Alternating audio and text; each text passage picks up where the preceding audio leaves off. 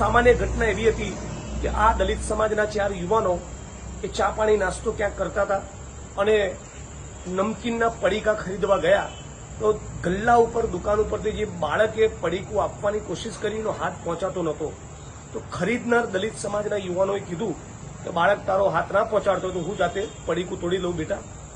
આ દલિત સમાજના વ્યક્તિએ અન્ય સમાજના વ્યક્તિને બેટા કેમ કીધું એનો ખાર રાખીને કોડીના ઘા મારી, પાઇપો મારી, 15 લોકોનું ટોળું બહારથી ફોન કરીને બોલાવીને આટલી સામાન્ય મેટરમાં તેમનું જીવ લીધું છે।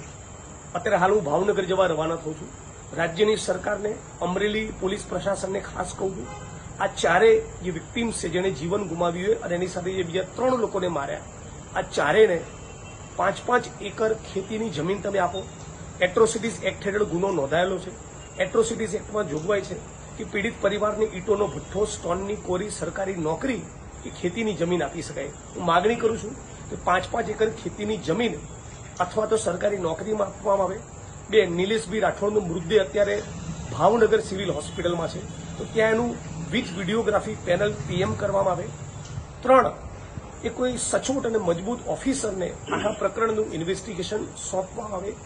અને 4 આગળ જતા આવનારા દિવસોમાં તડીફાડથી લઈને ગુસ્સી ટોક સુધીની જે પણ કડક કાર્યવાહી આ કસૂરવાર આરોપીઓની સામે કરી ગુજરાતમાં એક દાખલો બેસાડવો જોઈએ।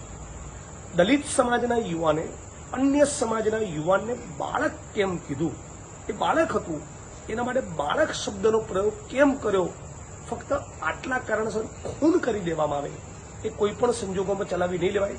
આના કારણે આખા અમરેલી અને સૌરાષ્ટ્રમાં બહુ જ આક્રોશ છે। હું રાજ્યની સરકાર, પોલીસ પ્રશાસનને વિનંતી કરું છું કે કોઈ પણ સંજોગોમાં આ કેસમાં 1-1.5 વર્ષમાં આખી ટ્રાયલ પૂરી થાય એવી પણ લેખિતમાં બાહેધરી રાજ્યની સરકાર આપે।